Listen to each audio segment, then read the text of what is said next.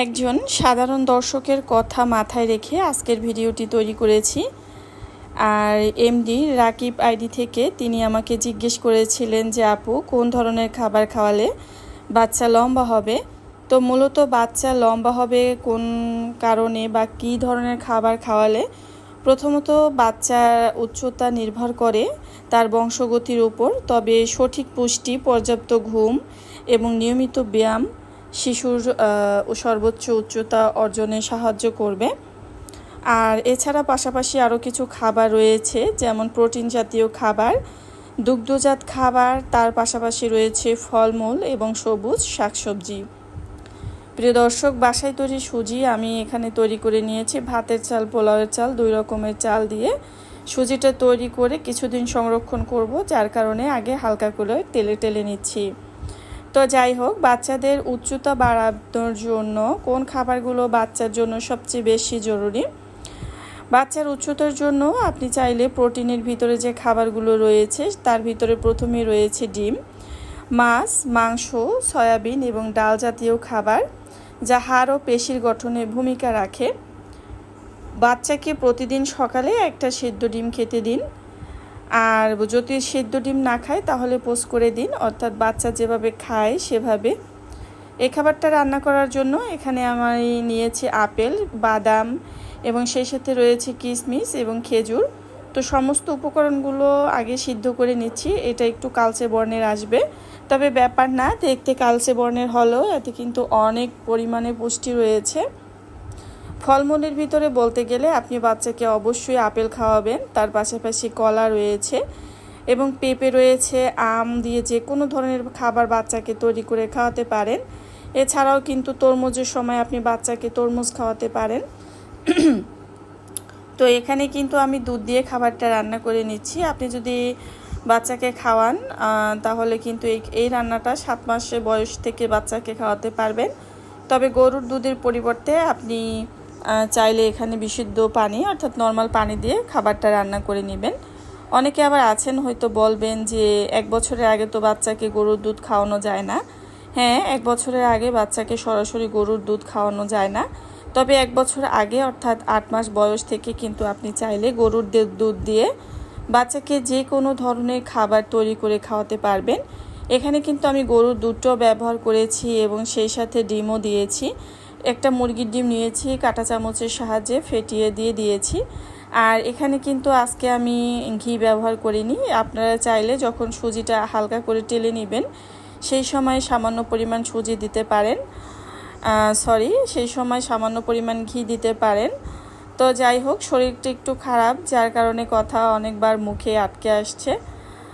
তারপরও চেষ্টা করছি ভিডিওটি শেয়ার করার। আর ওই তো আপেল আর খেজুর, কিশমিশ যেগুলো রয়েছে সেই উপাদানগুলো কিন্তু এখানে যোগ করে দিয়েছি। আর এই উপাদানগুলো তো বাচ্চার স্বাস্থ্যের জন্য ভীষণ উপকারী।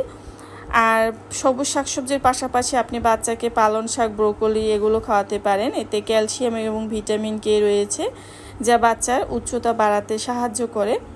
এখানে আমি মিষ্টির জন্য কোনো তাল মিষ্টি ব্যবহার করিনি, যেহেতু আপেল ন্যাচারাল মিষ্টি, তাছাড়া খেজুর, কিশমিশ এগুলো কিন্তু ন্যাচারাল মিষ্টি, তো যার কারণে কোনো কিছু ব্যবহার করিনি। আপনার বাচ্চার ওজন, উচ্চতা বৃদ্ধি করে তার বংশগতির উপর অবশ্যই। তার পাশাপাশি যদি বাচ্চার পর্যাপ্ত ঘুম হয় এবং সঠিক পরিমাণে পুষ্টি পায় তো সেদিকে খেয়াল রাখবেন। এবং ফলের ভিতরে অবশ্যই বাচ্চাকে আপেল, পাকা কলা, তরমুজ, পেয়ারা এগুলো কিন্তু খাওয়াতে পারেন। তো আর তার পাশাপাশি তো দুধ, ডিম রয়েছে। তো এগুলো যদি বাচ্চাকে নিয়ম করে খাওয়ান, আল্লাহ চাইলে আপনার বাচ্চা লম্বা হবে। এবং অবশ্যই বাচ্চার যে শারীরিক বৃদ্ধি অর্থাৎ বাচ্চাকে খেলাধুলা করতে দিতে হবে। আপনার বাচ্চা যদি শহরে বড় হয়ে থাকে সেক্ষেত্রে শহরে বিভিন্ন জায়গায় অনেক পার্ক রয়েছে, সেই সমস্ত জায়গায় কিন্তু আপনি আপনার বাচ্চাকে নিয়ে যেতে পারেন। এরপর চলে আসলাম বাচ্চার দ্বিতীয় রেসিপিতে। প্রিয় দর্শক, বাচ্চাদের জন্য এমন একটি খাবার রেসিপি শেয়ার করেছি যেটা কিনা বাচ্চাদের ওজন ও শক্তি দুটোই বাড়াতে জাদুর মতো কাজ করে। এই খাবারটা তৈরি করার জন্য এখানে প্রথমে নিয়েছি আমি ওটস বাচ্চার স্বাস্থ্যের জন্য ভীষণ উপকারী। বিশেষ করে যে সকল বাচ্চার কষা পায়খানা অর্থাৎ কোষ্ঠকাঠিন্য রয়েছে সেই সকল বাচ্চাকে যদি এভাবে ওটস দিয়ে খাবার রান্না করে খাওয়ান, সেক্ষেত্রে বাচ্চার কষা পায়খানার সমস্যা কিন্তু চলে যায়। ওটস হলো আঁশের ভালো উৎস, যা শিশুর পেট দীর্ঘ সময়ের জন্য ভরা রাখে। আর এমন একটা খাবার খাওয়ালে, বিশেষ করে সকালবেলায় বা বিকেলের হালকা নাস্তায়, তো বাচ্চার পেট যদি দীর্ঘ সময় ভরা থাকে, বাচ্চা বেশ মনোযোগ সহকারে সারাদিন খেলাধুলা করবে এবং সে অনেক এনার্জেটিক থাকবে। এখানে আমি পরিমাণ মতো ওটস নিয়েছি, আপনি আপনার পছন্দ অনুযায়ী বা পরিমাণ মতো ওটস নিতে পারেন। এরপরে পানি দিয়ে বেশ ভালোভাবে ধুয়ে নিতে হবে। ওটসগুলো আমি বেশ 2 থেকে 3 বার পানি পাল্টে পাল্টে ধুয়ে নিয়েছি। এরপরে রান্নার জন্য আমি কড়াইয়ে পানি দিয়ে দিয়েছি এবং সেই সাথে ওটসগুলো দিয়ে দিয়েছি। বাচ্চাদের জন্য যে খাবারটা শেয়ার করছি, এই খাবারটা এখন রান্না করার জন্য আমি ওটসগুলো প্রথমে পানিতে বেশ ভালোভাবে সিদ্ধ করে নিব। আর ওটস কিন্তু খুব সহজে হয়ে যায়, যেহেতু সহজপাচ্য একটি খাবার, আর রান্নাও কিন্তু খুব সহজে হয়ে যায়।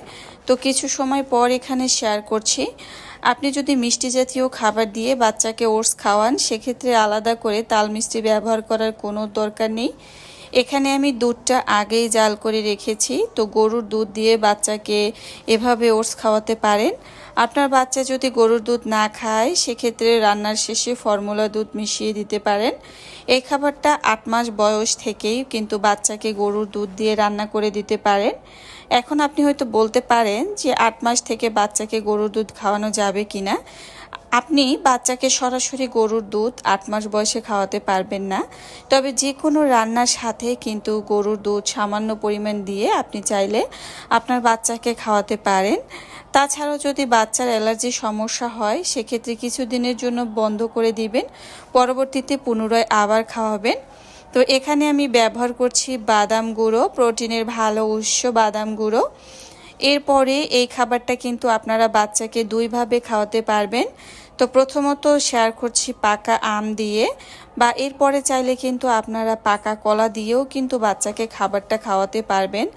আমও যেহেতু ন্যাচারাল মিষ্টি, এই কারণে খাবারটাতে কোনো রকমের আমি তাল মিষ্টি ব্যবহার করিনি। আপনি যদি পাকা কলা দিয়ে খাওয়ান, সেক্ষেত্রেও তাল মিষ্টি ব্যবহার করার কোনো দরকার নেই। পাকা কলাও ন্যাচারালভাবে মিষ্টি।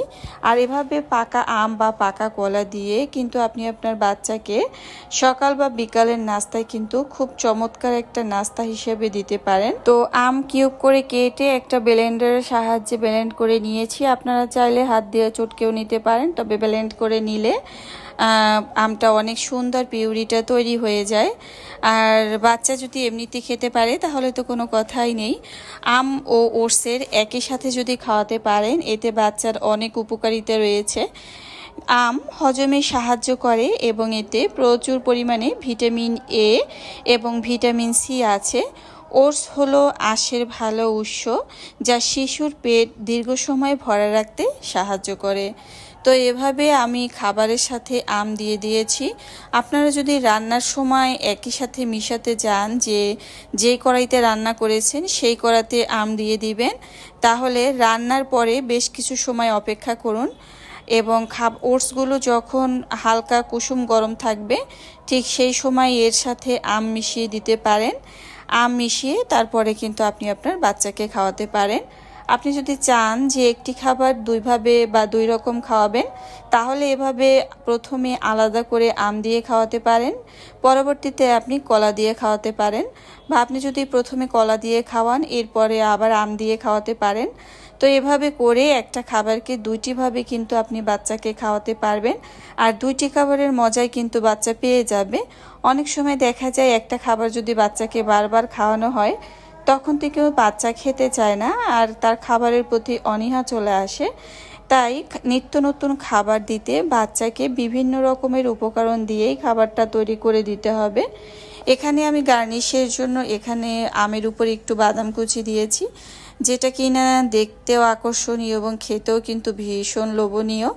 আর এই খাবারটা যে কোনো বয়সের বাচ্চারাই ভীষণ মজা করে খাবে। এতক্ষণ সাথে থাকার জন্য অসংখ্য ধন্যবাদ। আল্লাহ হাফেজ, আসসালামু আলাইকুম।